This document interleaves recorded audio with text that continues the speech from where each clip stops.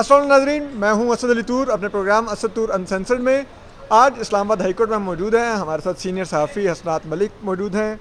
बहुत अच्छे, मेरे तो वन ऑफ फेवरेट हैं कोर्ट रिपोर्टिंग में, सुप्रीम कोर्ट में और सब में।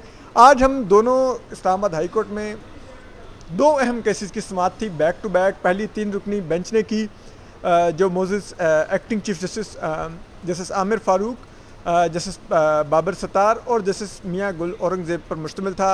उस लार्जर बेंच ने पीटीआई की जो इलेक्शन कमीशन का जो फॉरेन फंडिंग केस में जो एक रिपोर्ट आ चुकी है, या आप उसको फ़ैसला कह लें या रेफरेंस कह लें, जो भी उसको जो पीटीआई ने चैलेंज कर रखा है और उस पर स्टे चाहती है कि उसको वक्ती तौर पे उस पर हुक्म इम्तनाई मिल जाए, उसके लिए जो पटिशन दायर कर रखी है पीटीआई ने, उसकी समाअत थी 3 रुकनी बेंच के आगे। और उसके बाद यक रुकनी बेंच यानी कि Moses acting chief justice Amir Farooq का जो बेंच था, जिसमें जो कल से एक तनाज़ा चल रहा है शहबाज गिल साहब के जिस्मानी रिमांड का, उस पर भी आज समाअत हुई। दोनों बहुत ही अहम और बड़े केसेस थे। दोनों में बड़े ही इंटरेस्टिंग और अहम रिमार्क्स आए, जिन्होंने दोनों केसेस को का आप कह सकते हैं कि एक लिहाज से रुख बदला है। जो एक मीडिया में एक परसेप्शन चल रही थी, जो एक पीटीआई का बयानिया था, शायद ये दोनों केसेस कोई उसके साथ वेल अलाइंड नहीं गए। आज की जो समाअत थी, जो पीटीआई बार बार कह रही थी कि जी हमें उस हुक्म को जो ये उन्होंने चैलेंज कर रखा है इलेक्शन कमीशन के फॉरेन फंडिंग वाले केस को, तो उसमें बार बार आज मोजिस जज साहबान ने पीटीआई से पूछा कि आप बताइए इस रिपोर्ट में कहाँ पर, ये एक फैक्ट फाइंडिंग रिपोर्ट है, इलेक्शन कमीशन ने कहाँ पर आपको एक फॉरेन एजेंट पार्टी कहा, कहाँ आपको पाबंदी की आप पर बात की, कहाँ पर उन्होंने आपके जो चेयरमैन है पार्टी के उनको नाअहल करने की बात की। ये तो एक फैक्ट्स हैं जिस पर जो पीटीआई के लायर जो थे अनवर मंसूर, उन्होंने काफ़ी आएँ बाएँ शाएँ की और उन्होंने कहा नहीं देखिए, लेकिन उन्होंने बड़े तरीके से हमें कहा है कि हमने ममनुआ फंडिंग ली है। तो उन्होंने कहा आप बताइए ना कैसे ममनुआ फंडिंग आपने ली है या नहीं है, ये हम तो डिटरमिन नहीं करने बैठे हुए, ये तो इलेक्शन कमीशन नहीं करना था और उसने वही किया है। तो अगर आपने बाहर बैरूनी कंपनियों से फंडिंग ली है तो वो ममनुआ कहलाएगी, क्योंकि आपको इजाज़त कानून सिर्फ बैरून मुल्क पाकिस्तानी शहरियों से, यानी कि जो सिर्फ निजी शख्सियात हैं उनसे आप फंडिंग ले सकते थे, लेकिन अगर अपने कंपनियों से ली है तो ये तो आपको इलेक्शन कमीशन में कॉन्टेस्ट करना था। इसके अलावा जो पीटीआई ने एक प्ली ली, उन्होंने कहा कि बाज़ ऑब्जर्वेशंस ऐसी हैं, यानी कि रिपोर्ट में मसला नहीं है लेकिन बाज़ ऑब्जर्वेशंस में मसला है, वो बियॉन्ड स्कोप ऑफ लॉ है इलेक्शन कमीशन के, तो उनको आप जिसे कहते हैं वो ख़त्म कर दें उस रिपोर्ट के अंदर से। तो उस पर और हुकूमत को रोकें कि वो एफआईए को हदायत मत दे कि वो हमारे खिलाफ एफआईए में इंक्वायरी का आगाज़ करे। तो जिस पर जस्टिस आमिर फ़ारूक ने उन्होंने रिमार्क्स दिए, जो कि बेंच के लार्जर बेंच के सरबराह थे। उन्होंने कहा कि देखिए कि अगर हम इस सेट असाइड भी कर दें, यानी कि कालेदम भी करार दे दें इस इलेक्शन कमीशन की रिपोर्ट को, तो एफआईए फिर भी आपके खिलाफ मनी लॉन्ड्रिंग और दीगर कवानीन के तहत इंक्वायरी इनिशिएट कर सकती है। हाँ, केस का इंदराज वो तब करेगी कि जो मनी लॉन्ड्रिंग और दीगर जो चीज़ें हैं उनमें कोई शवाहिद मिलेंगे। उसके बाद जस्टिस आमिर फ़ारूक ने ही अकेले समाअत की पीटीआई की दरख्वास्त की जो शहबाज गिल के रिमांड के ख़िलाफ़ है, उस और तशद्दुद किया है कि जी शहबाज गिल पर तशद्दुद हुआ। उस पर उन्होंने कहा मेडिकल रिपोर्ट पड़ेगी, मेडिकल रिपोर्ट में कहीं पे भी शहबाज गिल के तशद्दुद का कुछ नहीं मेंशन। आईजी इस्लामाबाद ने भी कहा कि सिर्फ इस मेडिकल रिपोर्ट में शहबाज गिल के सांस के इशू का लिखा हुआ है, जो उनको बचपन से सांस का इशू है। इस पर मोजिस जस्टिस आमिर फ़ारूक ने जो एडिशनल सुपरिटेंडेंट जेल आए हुए थे और मेडिकल एग्जामिनर आए हुए थे, यानी कि डॉक्टर आए हुए थे जेल के, डेला जेल के, उन दोनों को रोस्टरम पे बुलाया और उनसे पूछा कि आपने कल कितने बजे आपको शहबाज गिल को इस्लामाबाद पुलिस को हवाले करने की रोबकार मिली। उन्होंने कहा 4:30 बजे। इन्होंने कहा आपने कितने बजे उनको हवाले किया? इन्होंने कहा 9:30 बजे। इन्होंने कहा क्या करते रहे आप 9:30 बजे तक, 5 घंटे क्यों आपने रोक कर रखा शहबाज गिल को? उन्होंने सख्त ग्रिल किया, सरजनिश की और शोकस नोटिस किया जेल अथॉरिटीज़ को और जवाब मांगा है। और उसके अलावा उन्होंने एक रिमार्क्स दिए जो उन्होंने बड़े ही डैमनिंग रिमार्क्स थे, बड़े ही जिसे कहते हैं सख्त रिमार्क्स थे। उन्होंने पूछा जेल के एडिशनल जो सुपरिटेंडेंट थे कि आपने शहबाज गिल को देर से क्यों हवाले किया, 5 घंटे क्या करते रहे आप लोग? उन्होंने कहा कि शहबाज गिल ने, डॉक्टर ने कहा था सांस में तकलीफ़ की शिकायत किया। तो उन्होंने कहा शहबाज गिल ने शिकायत कितने बजे की? उन्होंने कहा 4:15 बजे। तो उस पर उन्होंने कहा तो यानी कि जब फिज़िकल रिमांड के आर्डर मिल गए पुलिस के तो कोर्ट से, तो उसके बाद शहबाज गिल को सांस की शिकायत होगी। और उस पर उन्होंने अब रिपोर्ट मांगी और उन्होंने कहा कि ये अभी हम फ़िलहाल मेडिकल बोर्ड एग्जामिन करके हमें डिटेल में बताएगा कि तशद्दुद हुआ नहीं हुआ, उसके बाद मैं कुछ डिटरमिन करूँगा। और PTI की दरख्वास्त के फ़िज़िकल रिमांड को सस्पेंड किया जाए उन्होंने मुस्तरद कर दी। और उन्होंने कहा कि अभी मैं इस मंडे को इस मैटर को देखूंगा, मेरिट्स तब देखूंगा कि ये दरख्वास्त काबिल समात है भी कि नहीं। लेकिन उन्होंने PTI के लायर फैसल फरीद को जो हस्पताल में मौजूद है शहबाज गिल्स, उनसे मुलाकात की इजाज़त ज़रूर दी। तो इस सब पर हम बात करते हैं। हमारे साथ हसनात मलिक मौजूद है। हसनात, ये आज जो दोनों केसेस की समाअत हुई है, आपको क्या लगता है कि ये मामला जो PTI अब तक जो मीडिया में बयानियाँ दे रही है, ठीक है, जिसका आज जस्टिस आमिर फारूक ने भी हवाला दिया कि हाइप क्रिएट की हुई है आपने मीडिया में, ये उसकी फेवर में गया कि आज जहाँ पर वो बयानियाँ कुछ ज़मीन बोस होता नज़र आया? देखिए, आज दो केस थे, आप किसका बात कर रहे हैं? चलिए हम पहले बात कर लेते हैं जो फॉरेन फंडिंग केस है। देखिए, फॉरेन फंडिंग केस में आज जो ऑब्जर्वेशन थी कि जी अगर हम ECP की रिपोर्ट या डिसीजन जो भी था 2 अगस्त वाला वो सेट असाइड भी कर दें, तो ये नहीं हो सकता कि FIA को रोक दें इंक्वायरी से। मटेरियल की बुनियाद पे FIA इंक्वायरी कर सकती है। तो वो बेसिक पर्पस तो यही था, मेन पर्पस कि FIA को रोका जाए। दूसरा जी फेडरल गवर्नमेंट ने उन्होंने कहा कोई एक्शन लेगा, कोई डिक्लेरेशन देगी या कोई आपको पहले नोटिस देगी अगर आपको डिज़ाल्व करना है। बाबर सत्तार साहब ने कहा ये 1970s नहीं है, ये एक बेवकूफ़ी और मैडनेस होगी कि जी आप अगर किसी पार्टी को डिज़ाल्व करेंगे तो उसके लिए पूरा प्रोसीजर है, ऐसे नहीं हो सकता। और कुछ होगा तो तब आए ना, प्रियम तो ना करें। तो बेसिकली अनवर मंसूर साहब जो हैं वो उन्होंने बड़े लेंथ से आर्गू किए, लेकिन वो टू द पॉइंट नहीं थे, चीज़ें कमज़ोर आर्गूमेंट्स थे उनके हेर से, और वो प्रीएम्प्ट कर रहे थे ज़्यादा। देखिए, उनको जो जिस था ना वो पेश करना था और उसमें ये चीज़ मांगनी थी।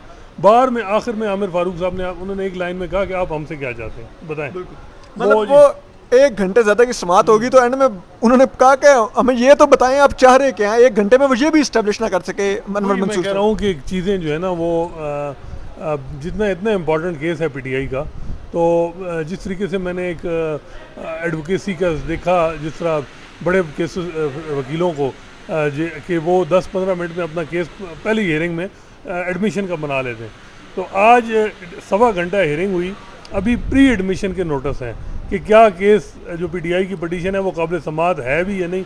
इस पे नोटिस किया है रिस्पोंडेंट को, इलेक्शन कमीशन को, गवर्नमेंट को। 1.25 घंटे में वो ये भी नहीं बता सके अदालत को कि हमारा केस आपके सुनने के ये काबिल समाअत आपके दायरा कार में। हाँ, ये मेरा ख्याल है कि ओवरऑल PTI का जो लीगल स्ट्रेटजी जो भी देखें उसमें बड़ी आया कि इस केस में उनको ऐसे वकील आ चाहिए था जो हिट द नेल, जहाँ पता हो कि ये मामला है, इसका ये है।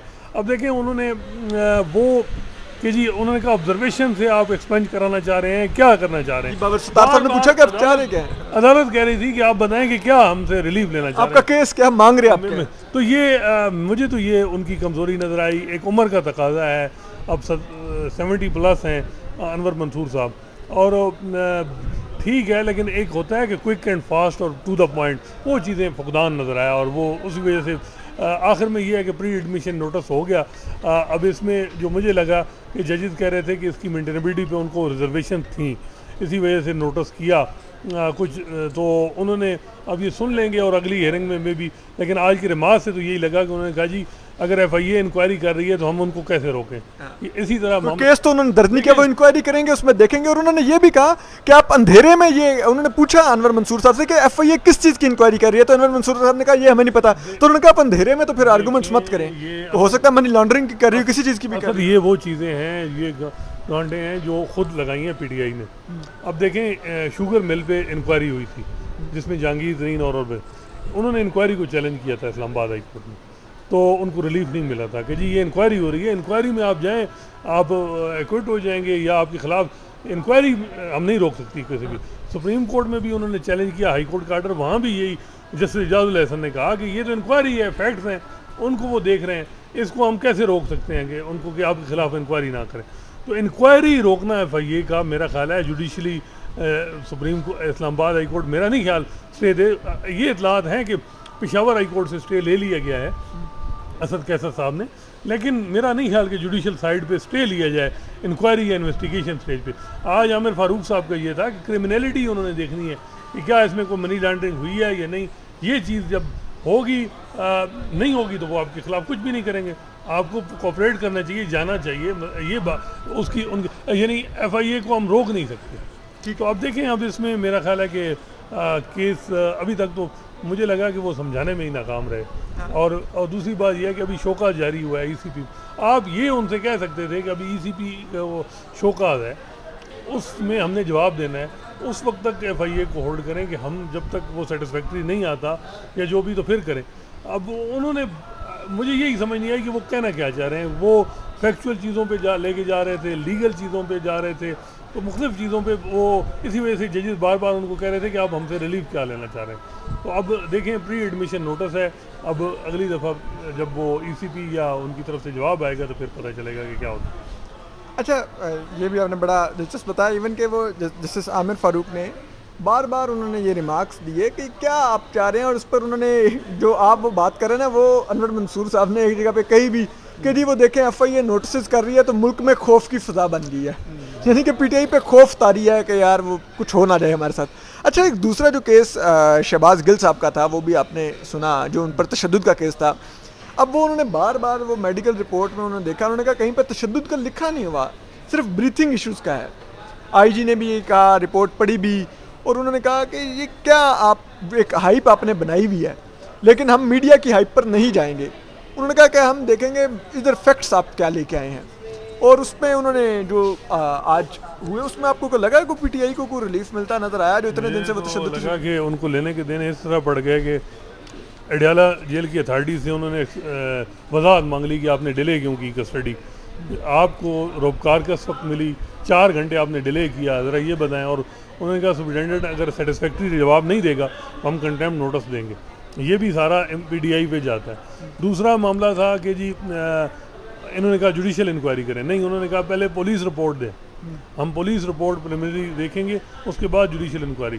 तो पुलिस की रिपोर्ट आ जाएगी मेरा ख्याल है, मे बी उसके बाद मे बी जुडिशल इंक्वायरी हो या नहीं, लेकिन पुलिस के पास मौका मिल गया कि वो चीज़ें अपनी उसमें देख सकती है, वो मामला कर सकती है। मतलब आप कह रहे हैं कि शहबाज गिल के केस में रोज़े बख्शवाने गए, सॉरी नमाजें बख्शवाने गए और रोज़े लेके आ गए, कि लेने के देने पड़ गए, कि बजाय इसके कि इनको कोई रिलीफ मिलता, ऊपर से पंजाब की जो जेल अथॉरिटीज़ हैं उनको ऊपर इंक्वायरी शुरू हो गई। ये एक तो उनसे पूछ लिया गया, इनको ये रिलीफ मिला कि जो लीगल टीम है गिल साहब की वो मुलाकात कर सकती है गिल साहब को।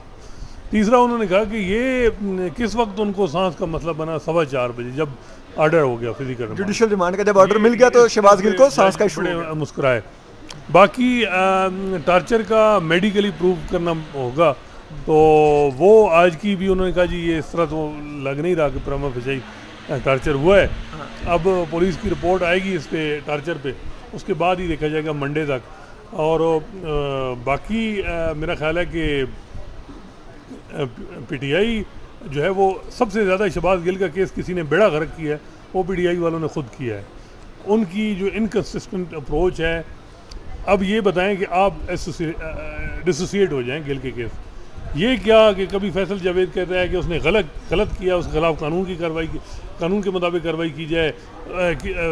इमरान खान साहब भी कहते हैं उसने गलत किया है, उसने फौज को उकसाया इमरान खान। जब PTI वाले खुद ही गिल्टी उसको डिक्लेयर कर रहे हैं, तो मेरा ख्याल है कि फिर अदालतें भी ऐसे आप कैसे क्या मांग रहे हैं फिर वो, मतलब है ये आप कह रहे हैं। और कानून के मुताबिक आपको पता है इस ऑफेंस की क्या सज़ा है, इनको पता है कि क्या है। और ये क्रिमिनल केसेस होते हैं, इसमें एविडेंस जो है वो जो रीजनेबल बियॉन्ड डाउट होता है, उसमें मे भी उसकी जो 20 मिनट की ट्रांसक्रिप्ट है, मे भी उसको बेनिफिट मिल जाता, आउट ऑफ कंटेक्स्ट चीज़ें हो जाती। फौजदारी केस में एक भी जो है वो एविडेंस उसके हक में एक्यूज़ किया जाता है, उसको फेवर मिलती है और आखिर में उसको रिलीफ मिलता है।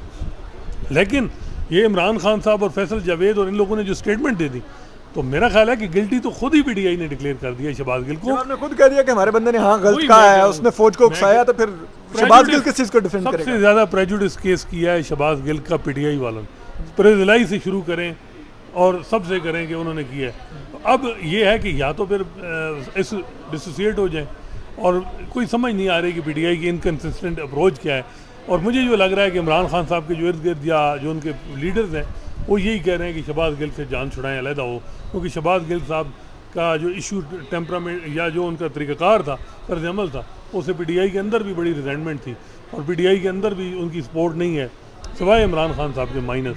लेकिन इमरान खान साहब को सपोर्ट उस तरह नहीं मिल रही जो जिस तरह। तो इमरान खान साहब एक बात तो कह देते हैं कि जी कि वो तो गिल साहब के साथ हैं, लेकिन वो जब पार्टी पूरी जो है वो उनको कहती है कि जान छुड़ाएं तो वो कहते हैं जी गलत हो गया है, आखिर में अकॉर्डिंग टू द लॉ उनको प्रोसीड करें।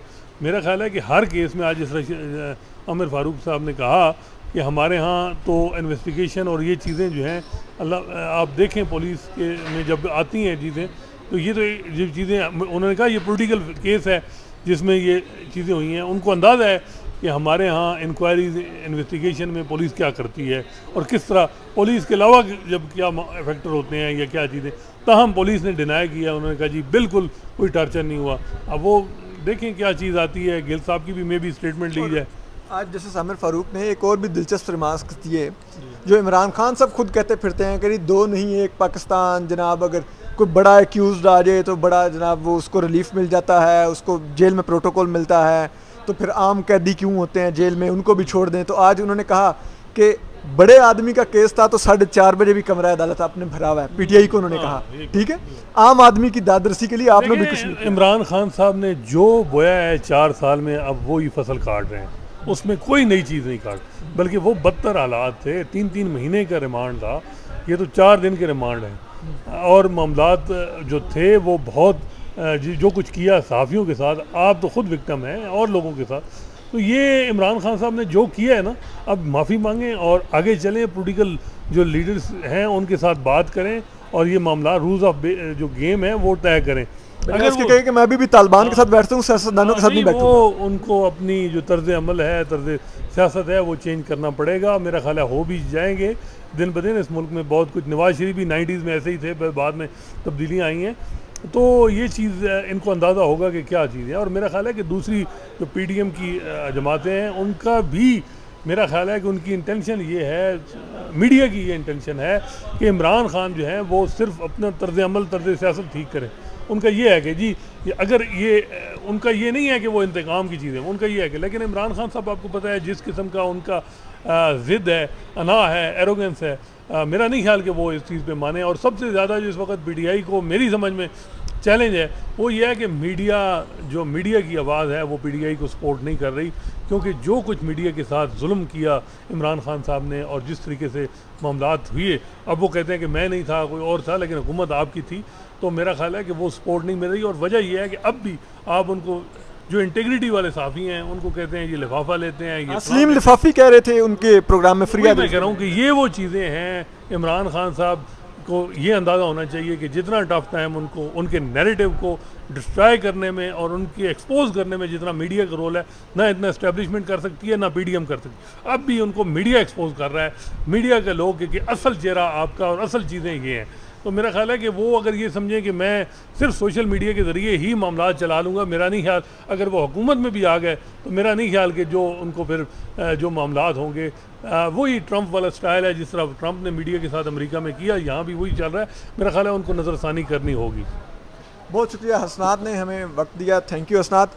आप अगर देखें अब तक की जो खान साहब की स्ट्रेटजी है, जो हसनात ने भी दिखाई कि आप जो जिस तरह से मीडिया को बुली कर रहे हैं, मतलब इमरान खान खुद, अब अगर हमारे एक सीनियर जर्नलिस्ट है सलीम साफ़ी साहब उनको सलीम लफाफी कहेंगे, तो आप सोचिए उनका जो ट्रोल ब्रिगेड है पीटीआई का, वो किस किस्म की ज़ुबान इस्तेमाल करेगा सोशल मीडिया पे सलीम साफ़ी साहब के बारे में।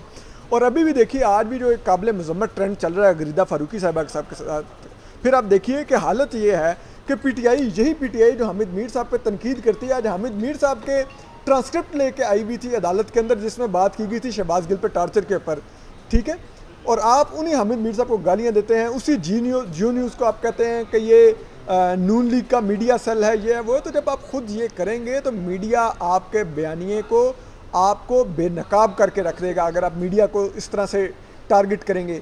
और दूसरी बात यह है कि आज की जो जितनी दोनों केसेस की समाअत थी, पीटीआई ने जितना बयानिया तश्कील दिया था मीडिया के अंदर, वो खुद ब खुद एक्सपोज कर दिया। मोअज़्ज़ज़ जज साहिबान ने जिस किस्म के रिमार्क्स दिए, जिस किस्म के सवालात किए, पीटीआई के पास कोई जवाब नहीं था।